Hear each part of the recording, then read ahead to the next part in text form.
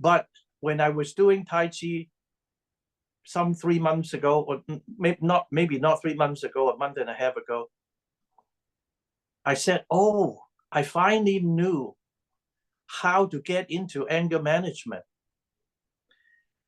And it is all because for the thoughts of Zhuangzi, or one of the two basic tenets of Zhuangzi is the concept of absence of self. No self. 无我. 无 is no. 我, me. No me. Without me. Absence of me. Absence of self. And that very concept somehow opened the door in my mind, which gave me not just the confidence, but the interest in feeling that now I can do anger management. And that's why I made contact with Luke and wanted to talk about it, and hope that in the course of my very short kind of remembering my reading Zhuangzi, you may be interested in reading some of his stories. First of all, I recommend, Zhuangzi has been translated by quite a number of scholars, both Chinese and Western scholars, and in English. And I highly recommend two. I mean, there are many. And the two are, one is by the Chinese philosopher and historian. The name is Feng Youlan, Fungyulan. You can Google the name and you can get a PDF file free, available online. And Professor Feng, Fung, translated only the first 7 of the 33 chapters. He did it because, according to Chinese scholars over the years, that the first 7 chapters were written by Zhuangzi himself, whereas the next 15 chapters were written by his disciples and people in the Taoist philosophy area. And then the remaining 11 chapters were written mostly by people who might or might not be Taoists. In short, the last 11 chapters, by definition, are apocryphal. People don't know whether they are really Taoist writings. But and Zhuangzi, as I said, was passed away 2,300 years ago. And then some 600 years later, a man in China by the name of Guo Xiang decided to put all his writings together. That's how we got 33 essays. Allegedly, originally there were more than 50 of his essays. Let me get back to the meaning of Wu Wo, no me, and why suddenly the concept but encouraged me, emboldened me to want to explore anger management. I can cite 3, sorry, before I begin. Taoism as a philosophy has a goal. In layman language, the goal is to reach inner peace and to return to one's true natural self.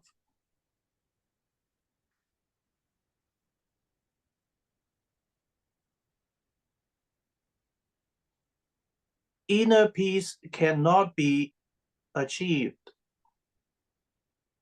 if the mind is agitated. You have to have a calm, undistracted, and peaceful mind to achieve inner peace. Once inner peace is available inside yourself, you still have to let your mind to receive messages from the universe to tell you what you are as a being without using abstract language. Let me use 3 personal pivotal moments in my life to illustrate how I actually found peace. And in the course of finding peace, I was able to discover what I was as a person, what made me tick, what was it that I wanted to do in my life. Those 3 pivotal moments happened to be when I was 30 years old, 40 years old, and 50 years old. When I was around 30 years old, I ran into a problem with the United States Immigration Service. That was because after I had gotten my PhD degree from Ann Arbor, Michigan, I had no clue to renew my student visa. And when I got my first job at Boston University teaching geography, I was a geography professor, assistant professor of geography at BU. By taking that job, I became an illegal immigrant. The immigration service wanted me to leave. I didn't want to leave because I needed the job, I needed the money, I needed the income. And I decided to stay in America at the same time. So I broke the law without knowing that I didn't mean to break the law, but I did. And to make a very long story very short, it took me 5 years, 3 deportation hearings, 3 immigration lawyers, $60,000 in legal fees when I had absolutely no money. Forget the $60,000. I didn't even have $600. One day in Philadelphia, I had no money to buy food and I had no place to stay. Luckily, I ran into my now partner, so I could stay in his place. So I had shelter, I had food. But other than that, while sending 500 letters, hand typed, trying to get jobs, trying to get companies to sponsor me, in vain. I was so not just angry, I was excited, I was anxiety stricken, I was distracted, I felt I was a hopeless case. I was walking around in Center City and suddenly I looked up and saw the St. Peter and Paul Cathedral. And I said to myself, okay, after 3.5 years of going nowhere, being deported 3 times, this is my only opportunity. I said to myself, I'm going to talk to God and see if he will help me. If God does not want to help me, I will go back to Hong Kong, because I got out of the University of Hong Kong. It was the top school in Hong Kong. It was not about finding a job in Hong Kong. It was more about, I really didn't want to lose the battle. I wanted to stay in America. I like being here. So my Wu Wo, the absence of self moment, was about to happen. I was on my knees. I was talking to God. I'm not Christian. I didn't care. I had something to say and I had something to ask for. And I said to God, if you can help me get a green card, you know what a green card is, permanent resident status, I will help pull China and America closer. So in the church, I felt before I walked into the church, I felt I was a hopeless case because after having used 3 lawyers and deported 3 times, I couldn't do it anymore. But in that quiet moment, I reached a state of pure tranquility. And there was this voice inside my heart that told me, James, don't promise God something you don't truly want to do. And that prayer that I had actually gave me my profession. That's how I became a China trade consultant. This is the 40th year of my being a China trade consultant. So in a moment of calm, and of course, I achieved what I did not believe, a World War state, because I essentially did not believe that I could do any more. I had to rely on the greater force to help me. So the me didn't exist anymore. I got my Fortune 500 company job and I got my green card. I became a citizen. That was my first pivotal moment. Dropping myself, taking myself off,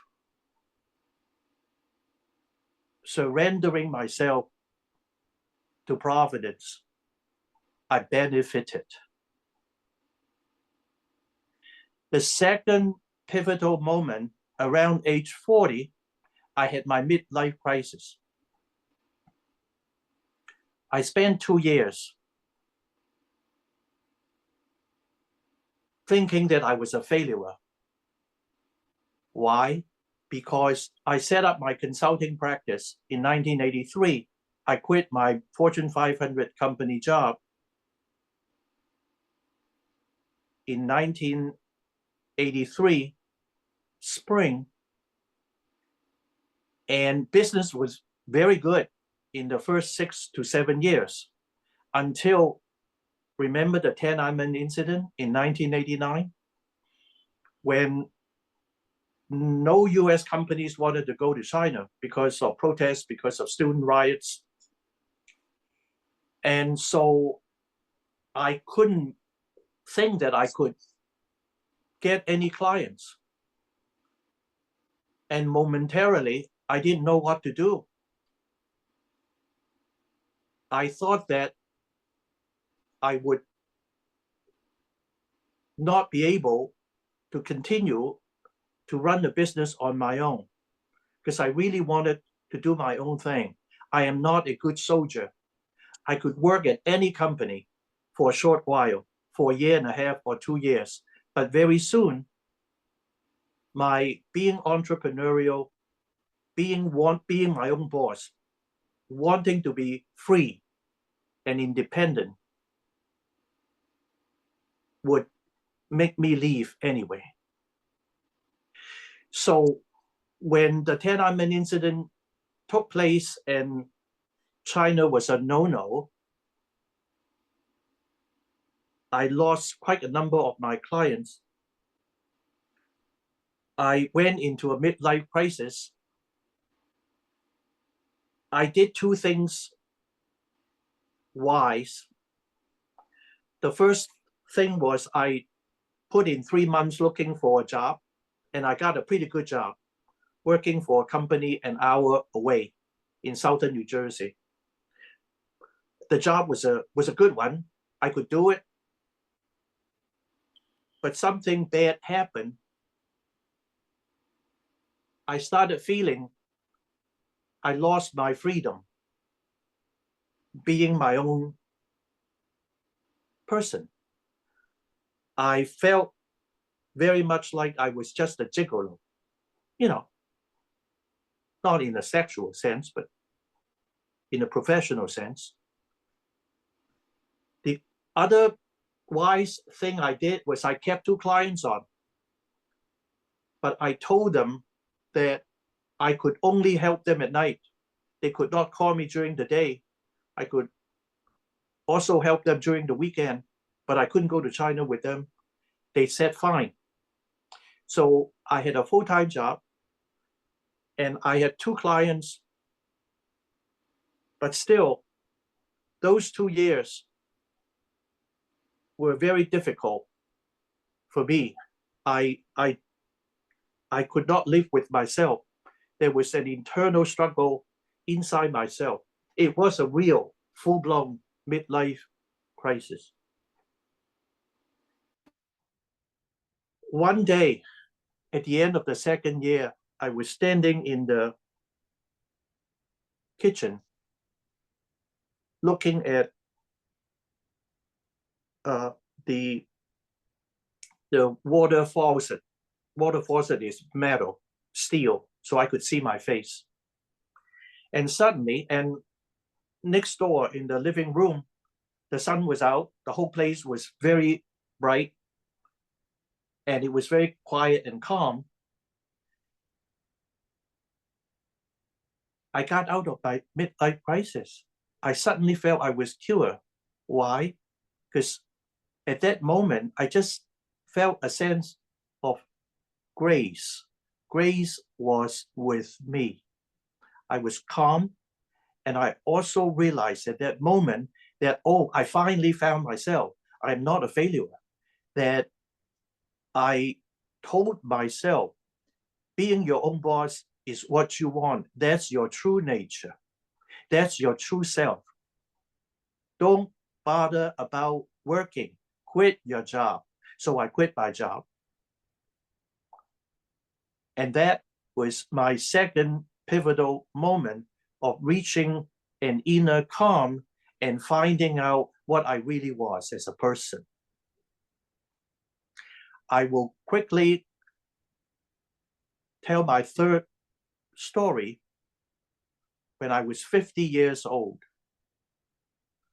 Oh, by the way, of course, I found myself. So starting with 2 clients, I resurrected my business full-time. And so my business began to grow again. But when I was about 50 years old, something happened. One of my clients was a very good client. Very, very good. Exceptional. And they were working with me on a retainer, annual retainer. I wasn't doing work by the hour. I wasn't billing by the hour. And for 1 year, when I was around 50 years old, there was no business for the entire year. And I felt so bad that there was no business coming in.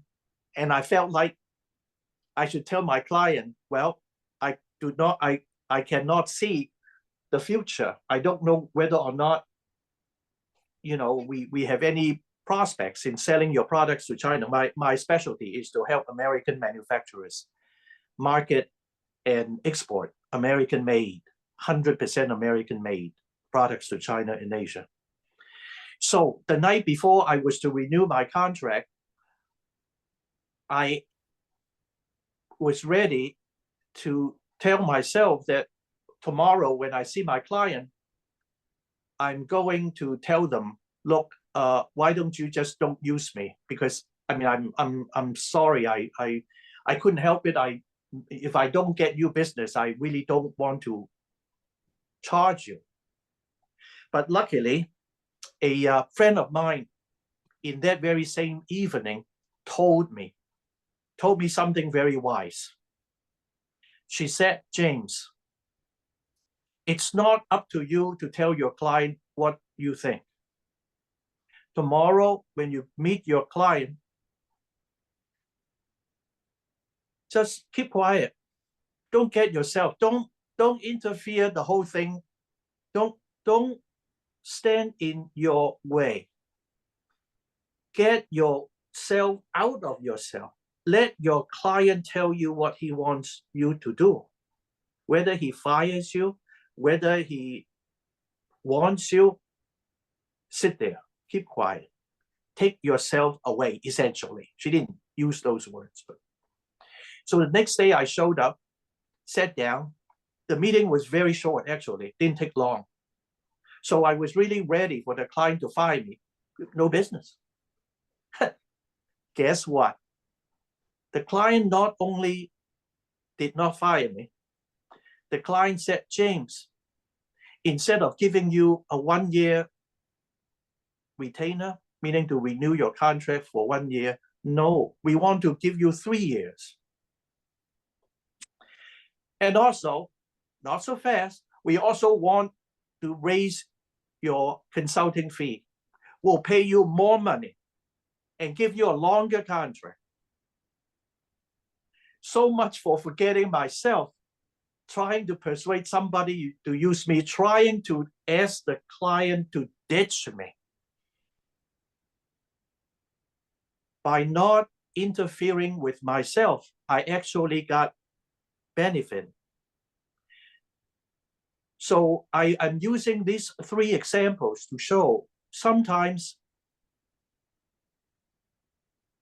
taking oneself off, not thinking oneself is, to put it in a plain way, don't think so much about oneself.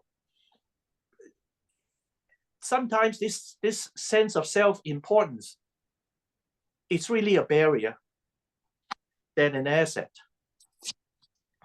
And the more I read Zhuangzi, the more I have this, I'm about to finish, the more I come to the realization, this concept of self, you can picture a self as like a circle, because you can't really totally eradicate yourself from yourself. There's no such a thing. You are the self.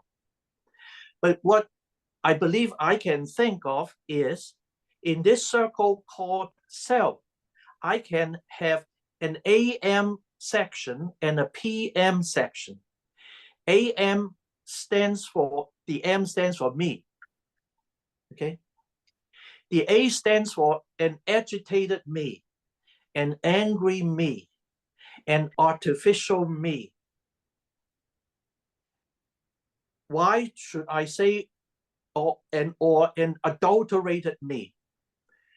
In Zhuangzi's thinking, when people are born, we were not affected by all kinds of artificial human competition, comparing, and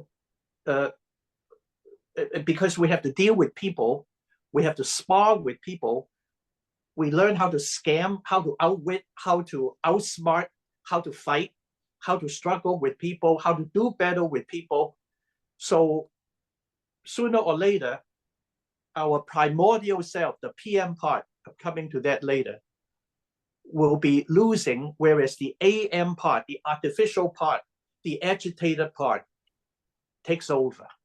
So it's very important to be able, if one is to have inner peace, to go back and find your PM. PM's peace, the M again stands for me, the P stands for primordial, the peaceful me, and the pure me. Pure me versus the adulterated me. The peaceful me versus the agitated me. That's how I deal with the concept of self. But in order for that to happen, it's a 2-step process. 2 things have to happen. When we are agitated, we cannot have a peace of mind. If we cannot have a peace of mind, we will not be able to listen to our true nature. I think I'm going to stop, and then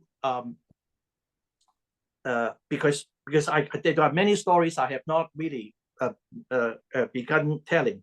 I want to get my own stories out because the whole point of this talk is really more like a sudden realization that 26 years ago I was given the opportunity to do a course on anger management, and I declined because I didn't think I was confident, I was comfortable, I didn't think I know anything.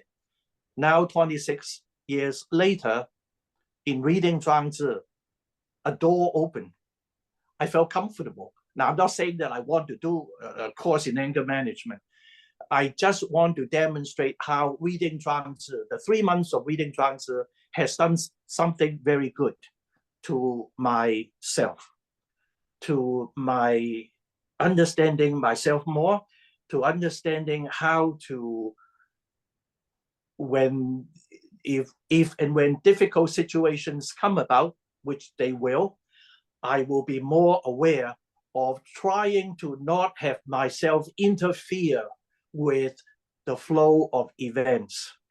And I believe that the more I take myself out of a situation and let things happen naturally, the better the outcome.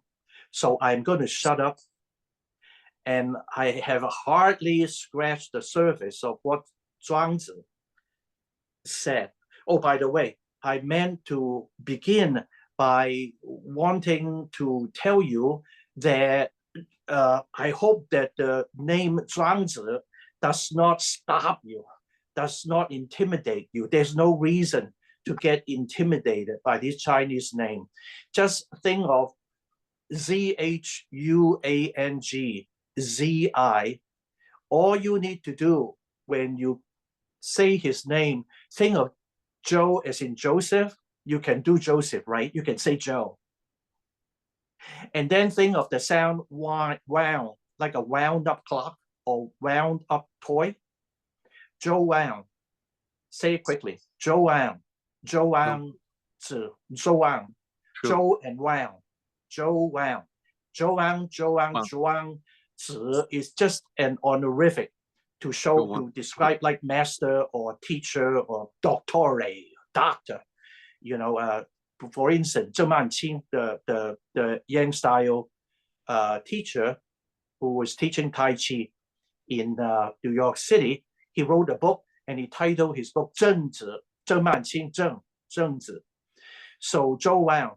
In fact, if you want to impress your Chinese friends, you can even say Zhou Wang Zhou, do the Zhou, do Zhou, Zhou Wang Zhou, because Zhuangzhou is the complete full name of this philosopher. Zhuangzhou, the spelling is Zhuang, Zhou.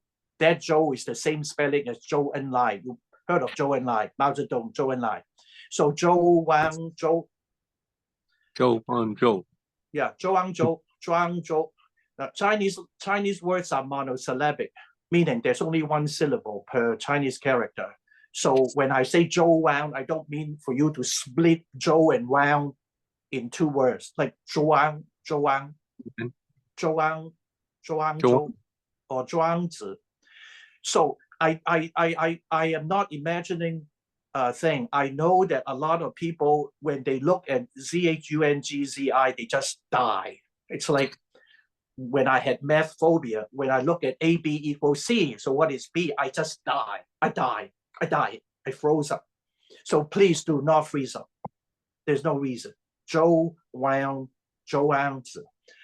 So please, I am very much open to discussions. Anything you want to talk about? Any curiosity? Have I bored you about Zhuangzi, or have I created some interest? Thank you very much. Very good. There is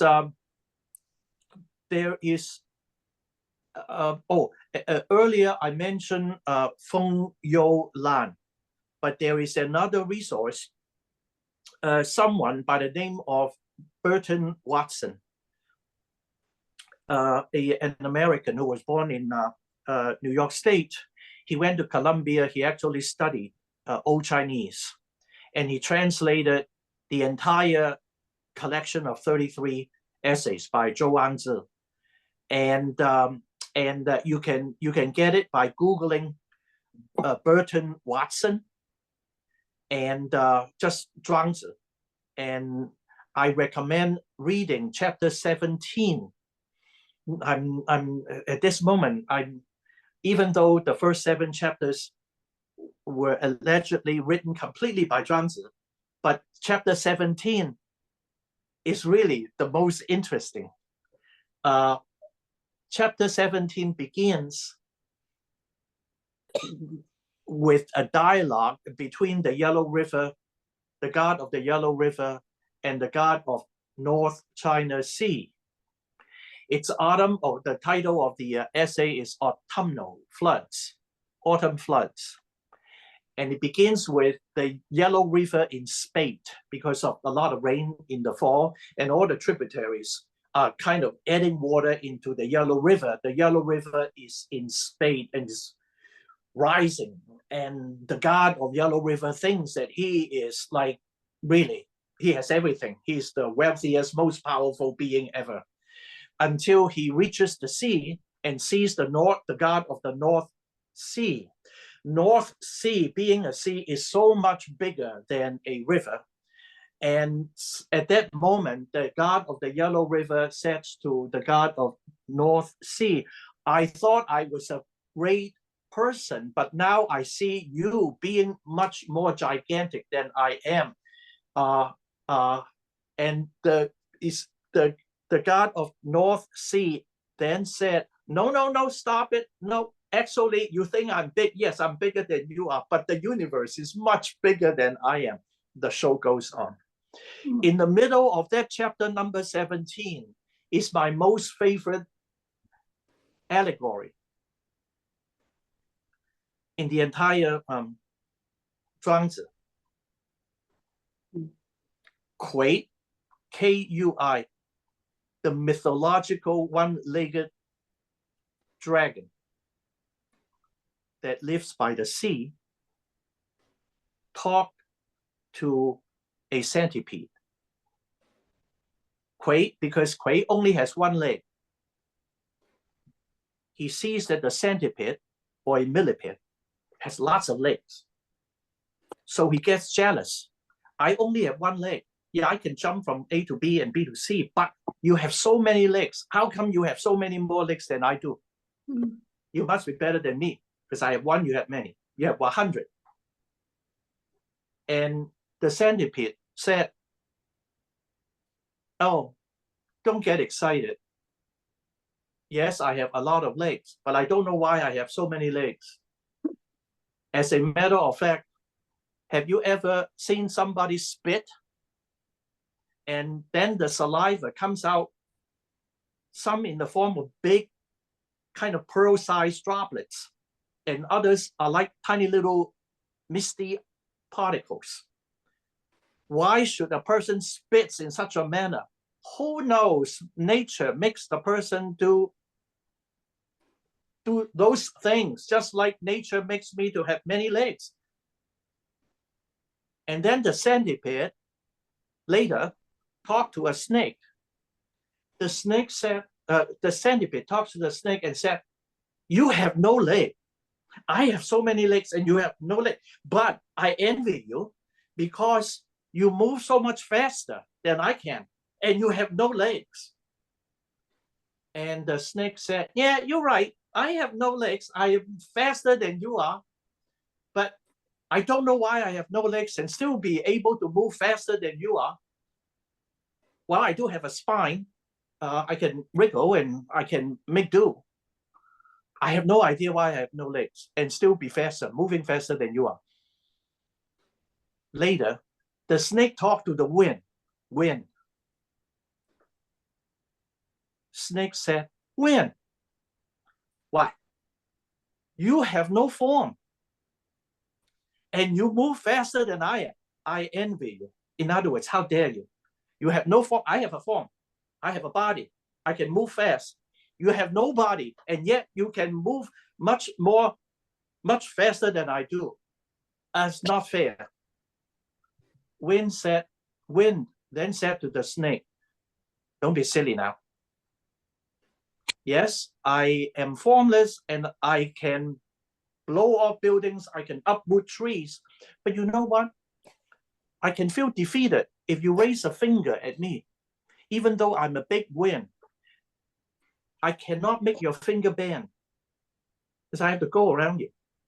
And similarly, if I put my foot down, if I put my foot down, even though because I am wind, I cannot bend, I cannot move your leg. So I feel defeated when I cannot do so. It's very interesting. That particular allegory interests me for different reasons, because Zhuangzi writes with rich and meaningful ambiguity, RMA. Zhuangzi has a way of conveying his thinking and thoughts in a non-didactic manner. When I say non-didactic, he does not tell you what to do. He tells stories. And in the course of telling stories, you begin to understand what he's trying to tell you without his being controlling. He doesn't want to tell you what to do. He does not want to behave like an old-time teacher, stuffing things down your throat, like you are a Peking duck and stuff you and stuff you and stuff you. That's Zhuangzi. Zhuangzi is very, very subtle. And that is one of the reasons I like reading him. You have to read him.